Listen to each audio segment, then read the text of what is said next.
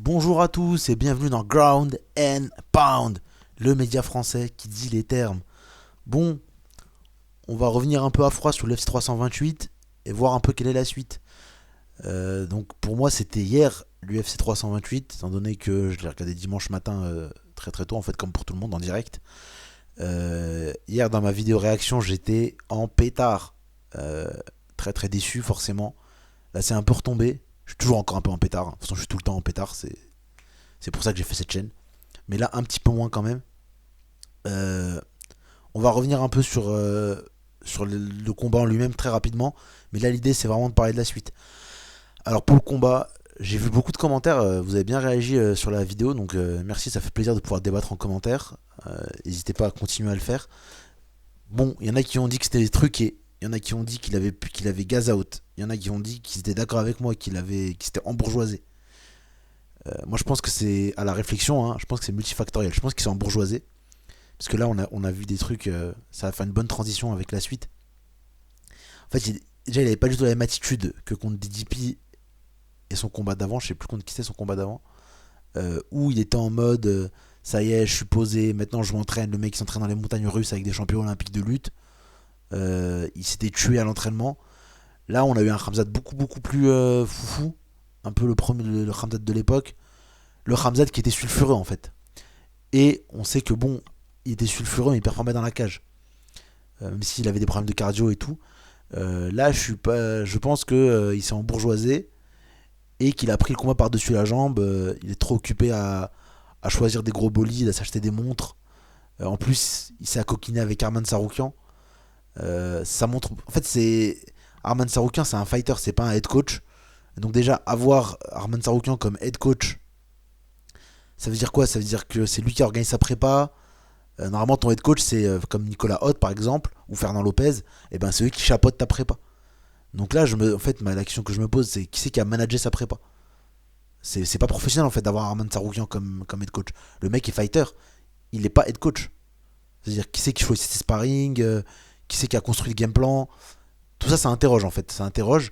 Apparemment, il a fait un camp aux États-Unis cette fois-ci. Donc voilà, pareil. Pourquoi les États-Unis, sachant que ses précédents camps avaient marché? Des profils comme Strickland, Striker, bah, il n'y en a pas que aux États-Unis. On va pas chercher un truc très très spécifique. Franchement, je pense vraiment que l'embourgeoisement est la cause principale. Après, qu'il est gaz out, c'est possible aussi. Hein. Même si je trouverais ça un peu bizarre parce qu'il a. Comment dire premier round, en fait, quand vous regardez, il fait pas beaucoup d'efforts physiques. C'est très très technique. Il l'amène au sol sur un timing.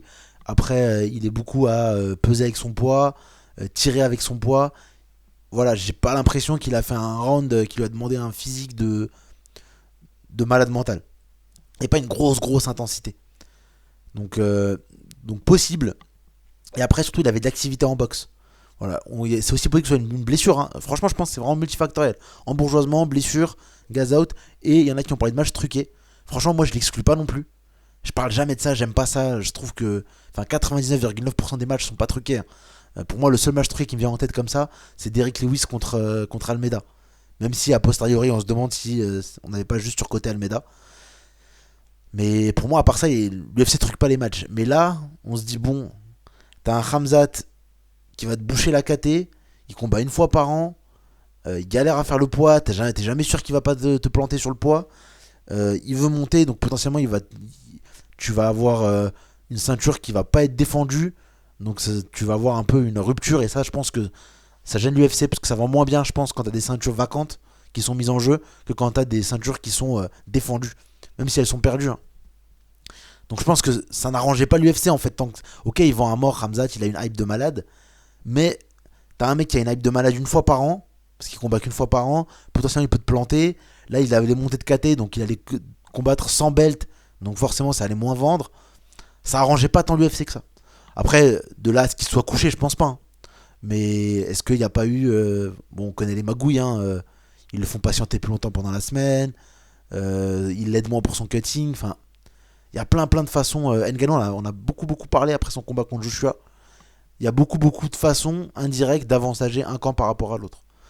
Est-ce qu'ils ont mis des laxatifs dans sa bouteille d'eau pour l'interround? La bouteille d'eau qu'ils ont filée à Arman Saroukian? On sait pas.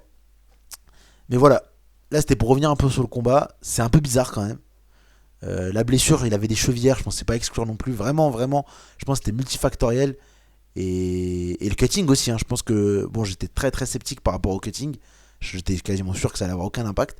Peut-être que ça en a eu, hein. Peut-être que ça explique pourquoi il a gaz out. Peut-être qu'il était pas bien. Enfin, là, la porte est ouverte à tout. Et surtout, ça fait une transition avec le sujet de la vidéo. Il a donné aucune explication. Et encore une fois, on voit qu'il est très très mal encadré. D'abord, il dit à Dana White, je veux changer de KT. Là, il tweet Strickland, t'es dispo quand? On sait pas trop s'il veut aller prendre un café avec lui après lui avoir mis la belt ou s'il veut se taper avec lui. Donc c'est brouillon en fait. La communication elle est pas maîtrisée. Je sais pas qui c'est son manager, mais je me demande s'il en a en fait. Je pense qu'il a un mec qui discute avec l'UFC, qui négocie financièrement parce que je pense que pour lui c'est super important. Mais je suis pas sûr qu'il ait un vrai manager genre en mode Ali Abdelaziz qui prend son compte son Twitter et qui l'écrit à sa place. Bon, je sais qu'on appelle ça X maintenant, mais qui prend son compte X, qui l'écrit à sa place, qui tweet à sa place, qui lui construit une ligne de communication, un peu comme peut le faire Younes Ben là, de Nassour. Alors il le fait très mal, mais il le fait. Et je pense que Khamzat, il a pas du tout ça. Il a pas du tout cette structure-là. Je pense que ça va lui jouer des tours. Donc là, moi, si je pouvais donner un conseil à Khamzat, c'est de pas monter en light heavyweight. Parce qu'en fait, tu peux pas dire qu'un jour t'as fait le poids à 77 kilos et te dire qu'après t'arrives plus à le faire à 84 kilos. La seule explication qui fait que t'arrives pas à le faire à 84 kilos, c'est que t'es pas sérieux.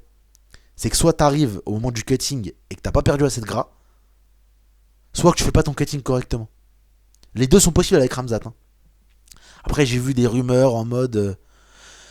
Ils lui ont dit qu'il allait monter, donc il avait commencé à faire une prise de masse, et finalement ils lui ont dit non, tu montes pas parce que Strickland il a gagné contre Hernandez. Ça, c'est du chiquet, ça.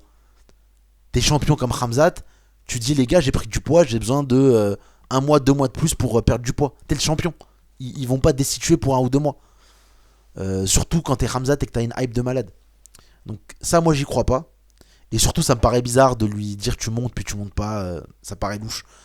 Euh, donc moi, je lui recommande de pas monter parce que là, en fait, il veut juste monter pour être feignant. Et du coup, il monte pas pour les bonnes raisons. Il monte pas parce qu'il a vieilli et que son corps il réagit plus pareil. Non. Là, il monte parce qu'il est feignant. Donc il va tomber sur des. Mais Ankalaev, c'est un troll des cavernes, Ankalaev. Vous imaginez Ankalaev Khamzat? Déjà là, il était pas plein par rapport à Strickland. Alors peut-être que parce que le cutting s'est mal passé, la recherche s'est mal passée, mais n'empêche qu'il était pas plein. Donc ça veut dire que là, il va monter en light heavyweight. Peut-être qu'il aura moins de cardio parce qu'il sera plus gras, il fera moins attention. Ça va lui permettre de se relâcher encore plus. Le seul combat qui est accessible pour moi, pour lui, en moins de 93, c'est Paulo Costa. Mais bon, tu montes pas pour faire un seul fight en fait. Tu montes pour construire quelque chose. Et franchement, un Projaska, un Ankalaev, un Hulberg. Bon, Hulberg c'est une chèvre, mais c'est des physiques un peu trop. C'est trop gros physique pour lui. Je pense que ça va être beaucoup plus compliqué à lutter quand on voit comme il a galéré à lutter contre Strickland. Bah, il faut pas qu'il remonte. Pour moi, il faut qu'il reste dans la KT et qui en fait qui lave cet affront, qui prenne la revanche contre Strickland ou alors même qu'il se refasse contre un Hernandez, contre un Adesanya. Enfin, Adesanya il est trop loin maintenant, mais contre un Pfeiffer, qui remette la machine en marche. Mais il faut qu'il soit sérieux. Il faut qu'il soit sérieux, qu'il fasse un cutting propre. Parce que là, c'est pas possible. Tu peux pas avoir. Enfin, Pereira, il faisait 84 kilos, il a jamais raté un cutting. Enfin, peut-être qu'il en a raté un contre Ankalaev, mais il a jamais raté le poids.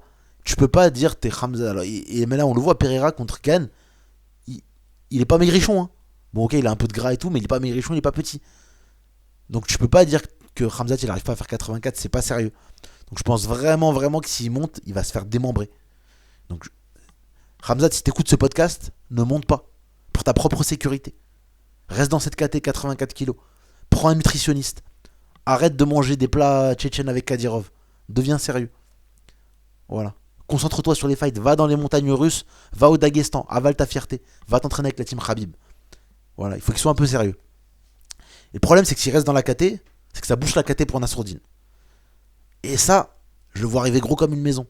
Si jamais Khamzat il décide de rester en 84, Nassourdine va se faire carotte. Nassourdine qui, je crois que je l'ai dit dans le dernier podcast, a une communication catastrophique. Il nous dit qu'il a voulu prendre DDP alors que pas vraiment, alors qu'avant il disait qu'il allait attendre. Ça va pas du tout, ça va pas du tout. Et l'UFC jamais elle dit à quelqu'un non non toi on veut te garder pour le titre. Bah non, l'UFC elle veut que tu combattes quelqu'un et puis après, eux ils s'en fichent. Après le vainqueur il sera légitime de toute façon vu qu'il aura battu le contender légitime. Donc franchement là la KT des middleweight elle devient bien bien nulle. Si on regarde le top 5 middleweight, je vais vite fait aller sur le site de l'UFC pour vous parler un peu du top 5 middleweight, mais c'est catastrophique le top 5 middleweight. Hein.